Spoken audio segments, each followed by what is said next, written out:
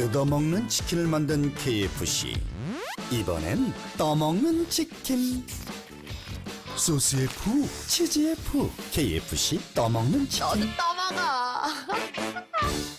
안녕하세요. 건강경제학 유동일입니다. 네, 안녕하세요. 아나운서 김우림입니다. 범국민 건강 프로젝트 유노밀의 건강경제학 벌써 12번째 시간을 벌써 12번째 시간이 됐습니다. 맞았습니다. 요즘 70대, 80대 어르신들 보면요. 굉장히 젊어 보여요. 네, 많이 젊어지셨죠. 그렇죠. 네. 100세 시대 또 120세 시대가 초래한 만큼 오래오래 바깥 활동도 많이 하셔야 되고요. 또 운동이나 여행도 즐기려면 무엇보다도 튼튼한 이 두 다리. 네. 이게 굉장히 중요할 것 같아요. 네, 요새 실버 산업이 많이 발전하면서 우리 어르신들이 외모에 많은 투자를 하시면서 동안이시고 젊어 보이시는 분들이 많으신데 네. 정작 네. 이 무릎에 관해서는 잘 모르고 계시는 것 같아요. 맞아요. 그래서 오늘 저희가 퇴행성 관절염에 대해서 네. 많이 알려드리도록 하겠습니다. 알겠습니다. 네. 오늘 그러면 김재구 조민진 원장님 모시고 퇴행성 관절염에 대해서 더 자세한 이야기 들어보도록 할게요. 안녕하세요.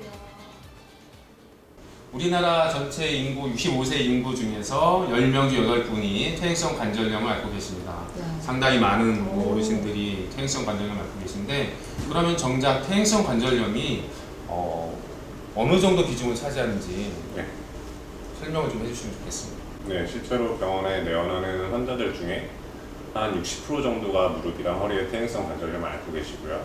그리고 실제로 가장 많이 내원하는 환자분들은 한 60대에서 70대이십니다. 한 80대, 90대 이상 연령분들은 거동이 불편하셔서 병원에 내원하시는 경우가 꽤 적고요. 요새 주목할 만한 추세는 한 40대, 50대 젊은 나이층에서도 퇴행성 관절염이 많이 발생하는 경우가 있습니다. 2015년도 통계를 보면은 55세 이상 노령층 인구에서 퇴행성 관절염이 발병하는 게 80% 정도가 되고요. 2015년도에 700만 명 정도가 퇴행성 관절염을 앓고 있다고 합니다. 또한 여기서 나이가 많이 들면서 고령화 사회가 되면서 이런 어떤 활동을 즐기거나 할 때 무릎이 아프거나 하면 굉장히 삶의 질이 떨어지게 됩니다.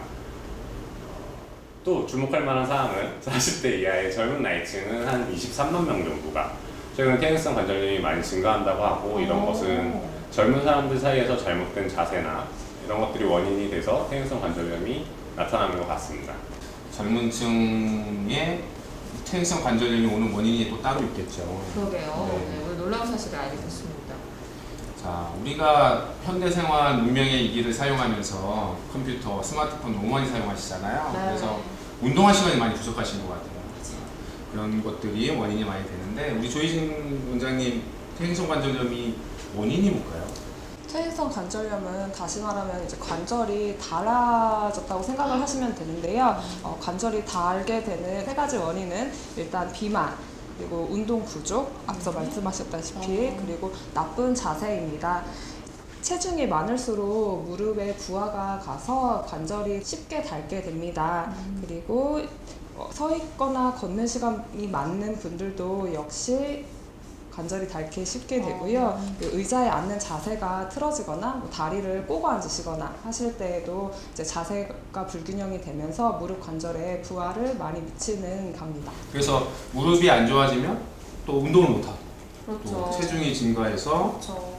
계속 다시 무릎이 안 좋아지고 이런 악순환의 고리를 연결지어지는 것 같아요. 저물가경으로 정말 더 악화되네요. 어쨌든 다이어트는 이제는 그 운동의 개념이 떠나서 네. 성인병이라든지 이런 질병을 예방하는 차원의 네. 개념으로 봐야 될 것 같습니다. 네, 특이한 점이 자세가 안 좋아서 나쁜 자세로 인해서 인체의 좌우 균형이 무너지면서 무릎에 쏠리는 압력이 달라지고, 그래서 퇴행성 관절염이 온다라고 하셨는데요. 네.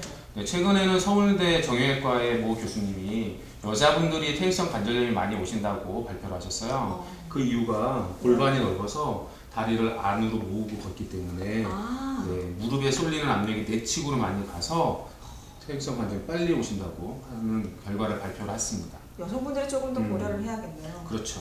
출산 후에 체형 교정도 대단히 중요하고 자세 균형도 여성분들이 조금 더 신경 쓰셔야 될 것 같아요.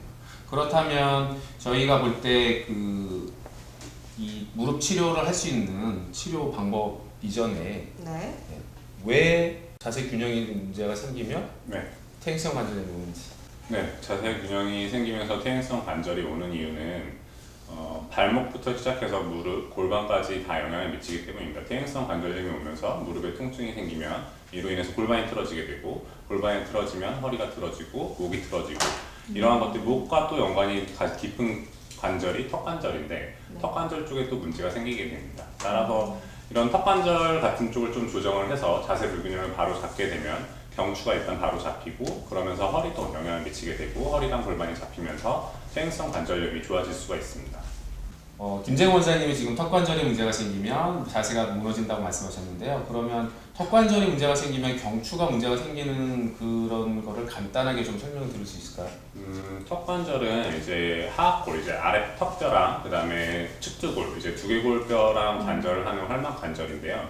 이게 복합 관절이라서 이게 턱관절 자체가 좌우의 균형을 맞춰주는 역할을 하는데, 이것들이 틀어지게 되고 한쪽이 간격이 좁아지게 되면 그에 따라서 목 근육이나 해당하는 근육들, 후두하근 같은 근육들이 단축되고, 그러면서 목이 돌아가게 되고, 이러면서 경추 균형에 영향을 미치게 되고요. 또 경추가 틀어지는 것과 동시에 유추가 같이 틀어지는 것도 영향을 미칠 수가 있습니다. 네.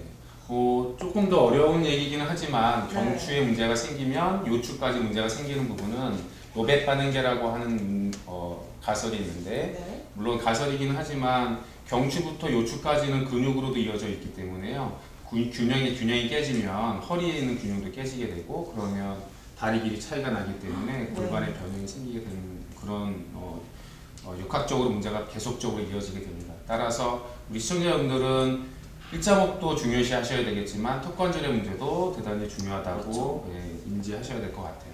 자, 턱관절에 대한 문제가 발생을 했을 때 인체 균형이 문제가 생기는 걸 저희가 좌우 균형이 깨진 거를 테스트를 한번 해볼 건데요. 조금 영상을 보시면 턱관절에 문제가 생겼을 경우에 좌우 균형을 잃게 되는 문제를 아마 환자 한 분 모시고 시연을 하겠습니다.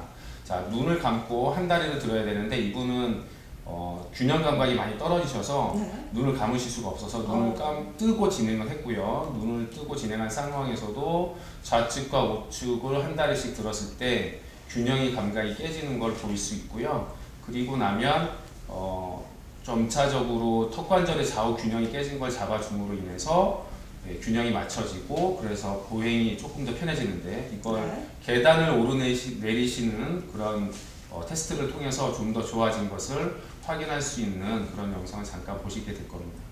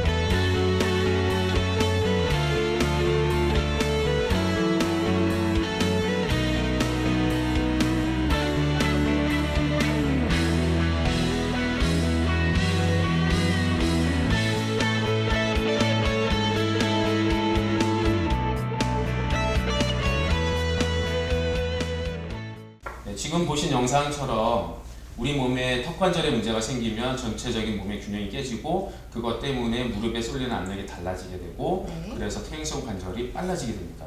40대 이하의 젊으신 분들이 퇴행성 관절염이 오시는 이유는 이와 같은 자세 불량 때문에 오시는 거고요. 자세에 문제가 생기셨을 경우에 턱관절에 문제가 있는지 확인을 꼭 해보시기 바라겠습니다. 네, 그렇다면 퇴행성 관절염의 이 한의학적인 치료가 궁금하거든요. 어떻게 될까요? 퇴행성 관절염으로 인한 관절 통증이 나타날 경우에 한방 치료로 할 수 있는 게 약침 치료를 통해서 해당 부위에 그 염증 반응을 완화시키고 근육 뭉쳐있는 근육을 부드럽게 풀어준다고 생각하시면 돼요. 그리고 한의학에서는 막히면 통증이 나타난다라고 보고요. 그 막힌 부위를 뚫어준다라고 생각하시면 됩니다. 또한 퇴행성 관절염이 나타나는 게 많이 약해지셔서 연세 많으신 분들이 많이 약해지셔서 오시기도 하는데요. 그런 거 관련해서 보간신, 강불곤 약재를 써서 보충을 해주는 방법도 있습니다. 그리고 앞에서 이제 퇴행성 관절염과 턱관절, 경추, 요추, 골반의 관계에 대해서 말씀하셨는데요. 네. 이렇게 그 몸의 균형이 틀어진 경우에 추나 치료를 통해서 교정을 하게 됩니다. 네, 원장님 그러면 그 보간신 강등골 네. 이 부분은 조금 더 자세하게 설명을 해서 우리 시청자분들이 이해가 좀 쉽게 설명하시면 좋을 것 같아요. 왜 보간신인지 강등골인지. 네, 그 한의학에서 간은 우리 몸에 근육을 주관하고 우리 몸에 필요한 물질들을 보내준다고 생각을 하시면 돼요. 그리고 신 같은 경우에는 우리 몸에 가장 정밀로운 물질들을 모아놓는 곳이며 뼈를 주관하는 장기로 보고 있습니다. 그래서 그 두 장기를 보충함으로써 내 몸을 더 강화하고 따라서 관절을 강화시켜서 통증을 완화한다라고 보시면 되겠습니다. 네, 시청자 여러분들이 쏙쏙 귀에 잘 네. 들어오셨을 것 같아요. 네, 한의학적 이론이 어려운 것 같지만 사실은 우리 자연에서 그렇죠. 나온 의학이기 때문에 조금 더 생활 친화적일 수 그렇죠. 있는데 굉장히 밀접한 네네. 관계 맺고 있으니까 네. 오늘 또 설명해 주신 거 네. 김재원 원장님 그럼 추나 치료할 때는 턱관절하고 경추를 같이 치료하나요? 아니면 따로따로 치료하나요? 턱관절하고 경추를 같이 치료하는 게 물론 당연히 좋고요. 요추도 같이 치료하는 게 좋지만 턱관절 자체만 치료해도 경추가 바로 잡아지기 때문에 요추까지 내려가는 라인이라든가 이런 것들이 좋아지게 되고 그래서 어느 정도 효과를 볼 수가 있습니다. 네, 그럼 추나 치료를 할 때 턱관절도 추나 치료를 가능한 건가요? 네, 턱관절은 추나 치료가 가능하고요. 그 턱관절의 부정교합이라든가 한쪽으로 치우친 면들을 턱관절 교정 장치를 사용해서 턱관절을 교정하게 됩니다. 이렇게 턱관절을 교정하게 되면 앞서 말씀드렸듯이 경추 쪽에 정렬이 바르게 되고 이러면서 요추, 골반 그리고 무릎 관절력까지 같이 좋아지는 효과를 기대할 수 있습니다. 네. 그러면은 경추하고 요추, 골반까지 다 턱관절 치료할 때 추나 치료를 같이 하는 게 좋겠네요. 네, 같이 경추랑 요추랑 턱관절을 같이 추나 치료를 하는 것이 좋습니다. 하지만 턱관절 자체만으로도 앞서 말씀드렸던 효능이 있기 때문에 턱관절 교정 장치만 착용하더라도 매우 탁월한 효능을 볼 수 있습니다. 네, 이렇게 저희가 한의원에서 치료를 할 수 있는 방법으로 퇴행성 관절염을 치료하는 방법을 알아봤는데요. 네. 집에서도 좀 그러니까요. 사실 가정에서 좀 쉽게 할 수 있는 게 뭐가 있을까요? 가정에서 쉽게 운동을 하실 수 있는데요. 일단 하나는 의자에 걸쳐 앉은 후에 한쪽 다리씩 천천히 이제 펼치십니다. 다리 관절을 천천히 펼치셔서 5초간 유지해 주시고요. 그 다음에 다시 내려앉습니다. 이를 통해서 무릎과 슬관절과 관계된 다리 근육을 이제 강화하는 운동을 하실 수가 있고요. 네. 그런데 이때 주의하실 점은 통증이 나타났는데도 나는 이 운동을 하기 위해서 이 통증을 억지로 참겠다 하지 마시고요. 네, 통증이 나타나기 전까지만 다리를 펴고 들어 올리시는 거 주의해 주셨으면 좋겠습니다. 다음 운동으로는 집에 기다란 원통 물체가 있으면은 네네. 그것을 무릎 관절 아래 이렇게 무릎 관절 모근 부위 아래에 이제 깔아서 마사지를 해주시면 그 무릎과 관련된 근육의 경결을 푸는데 더 도움이 됩니다. 마지막으로 집에 수건이 있으시면은 한번 해보세요. 발바닥이 있으면은 긴 수건을 잡고서는 다리를 펴서 당겨줍니다. 하면은 이 다리 뒷근육이 다 신장되는 이완이 되면서 네, 그런 효과가 있겠지요. 그리고 당겨셨으면은 다시 한번 다리를 구부렸다가 펴줍니다. 이걸 수축과 반복해서 이완을 반복하는 네, 거예요? 그렇습니다. 집에 있는 물건을 이용해서 쉽게 운동하실 수 있는 방법 말씀드렸습니다.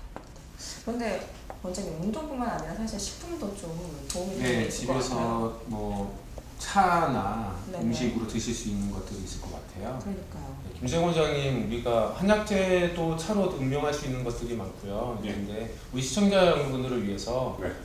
팁을 하나 주시죠. 네, 무릎 관절 자체는 무릎 관절에 이제 연골 조직이 있는데 연골 조직 자체가 콜라겐으로 구성됩니다. 그래서 음식을 콜라겐이 많이 함유된 음식을 먹으면 좋다라고 하고요. 이렇게 콜라겐이 많이 함유된 음식들이 뭐 족발이라든가 네. 멸치, 전어, 아니면 돼지 껍질 이런 것들이 음식이 되고요. 그다음에 견과류 자체는 이제 불포화지방산과 항노화 효과가 있고 칼슘이 포함되어 있어서 관절 건강에 매우 좋습니다. 또 청각과 다시마 이런 것들은 미네랄 히드록시 클로린 아미노산류를 함유하고 있어서 연골이나 피부의 콜라겐 형성에 매우 도움이 되고, 그다음에 한약재로 대표적인 거는 많이 저희 한약 처방할 때도 많이 사용하는 건데 우술이나 오가피, 두충 같은 것들이 무릎 관절 인대나 근육 같은 걸 강화하는 데 도움이 됩니다. 그리고 홍화씨는 칼륨, 마그네슘, 칼슘이 다량으로 포함되어 있어서 역시 골다공증이나 퇴행성 관절염 등에 많은 도움이 됩니다.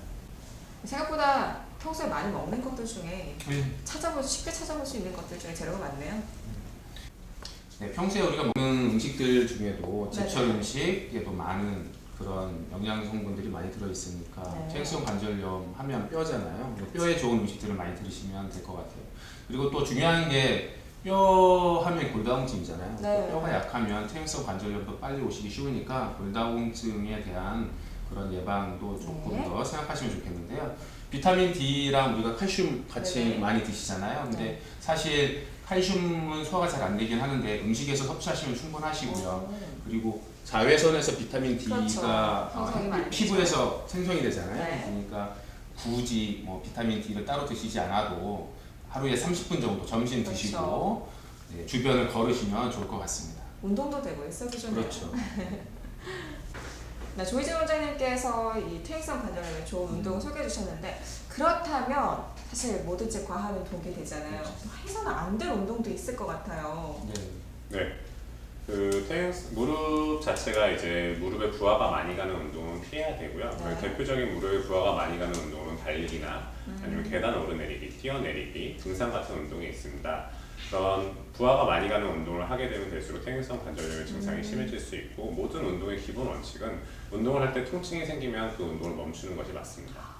그렇군요. 네. 오히려 살을 좀 빼기 위해서 달리기나 이런 운동을 많이 하는데 오히려 좀 더 무리하면은 관절염에 더 좋지 않은 거죠. 그렇죠. 퇴행성 관절염 환자들은 운동을 너무 많이 하면 무리가 또 오실 수 있네요. 그렇다면 퇴행성 관절염 원인이 체중 증가, 비만도 원인이니까 그러면 네. 한의학적으로 조금 우리 시청자 여러분들이 도움을 받을 수 있는 방법을 우리 조희진 과장님이 설명해 주시면 좋겠습니다. 네, 체중이 갑자기 늘어나신 분들, 비만이신 분들에게 해드릴 수 있는 한의학적 치료로는 한의학 치료를 통해서 식욕을 억제하거나 노폐물을 배출하거나 내 몸에 쌓여있는, 축적되어 있는 쓸데없는 과잉 에너지를 연소할 수도 있고요. 네. 그리고 이제 비만으로 오신 분들 중에서 스트레스가 너무 심해서 폭식을 하는 경우도 있으시는데요. 그런 경우에 스트레스에 버티는 힘을 증가시켜주는 작용도 합니다. 이 외에도 침치료나 아까 전에 말씀드렸던 약침 치료를 통해서 쌓여있는 노폐물들을 연소하는데 더 도와줄 수 있습니다. 네, 요즘 저희 그 한방에서는 약침을 써서 네네. 국소적으로 복부라든가 어깨살 이런 우와. 쪽에도 약침을 넣어서 지방을 분해해서 사이즈를 줄여주는 방법도 희소식인데요? 네, 희소식. 아니 사실 이 살이 빠지면 항상 원치 않는 부위부터 네. 빠지니까. 얼굴 먼저 빠지고 그렇죠. 그리고 복부는 맨 마지막에 빠지고 그러니까요. 그럴 때는 복부에다가 네. 약침을 방금 말씀하신 잊지 않겠습니다. 네. 우리가 편안함을 추구하면서 몸의 자세도 틀어지고 있고 운동 네. 부족으로 인해서 몸이 많이 약해지고 있는데요. 네. 최근에 우리가 스마트폰 한 번 그렇죠. 누르면 모든 게 우리가 예상한 대로 다 되고 게임 맞아요. 또한 저희가 생각하는 대로 다 이루어지기 때문에 요즘 우리 인지 기능이나 이런 것들이 많이 떨어지고 있다고 그래요. 맞습니다. 네, 그래서 어떤 일이든 예측된 대로 모든 것이 이루어지기 때문에 우리가 사회생활을 하면서 대인관계에서도 분노라든가 충동적 행동이 많이 나타나고 있다 합니다. 그래서 이런 것을 디지털 치매라고 한다는데요. 디지털 네. 치매 증후군이 우리 마음이 약해지고 있는 그런 맞습니다. 현상인 것 같습니다. 어쨌든 현대에 살아가는 우리가 몸과 마음이 너무 약해지고 있는 건 아닌지 걱정이 되고요. 시청자 여러분들도 지금처럼 마음과 몸의 건강을 지키기 위해서 자세도 바로 잡으시고 그럼으로 인해서 퇴행성 관절염도 건강을 지키시고 그렇게 하셨으면 좋겠습니다. 네, 오늘 이렇게 퇴행성 관절염에 대해서 이야기 나눠봤습니다. 저희 다음 시간에 더욱더 알찬 네. 정보 가지고 여러분 찾아뵐게요. 시청해주신 여러분 고맙습니다. 네, 안녕히 계십시오.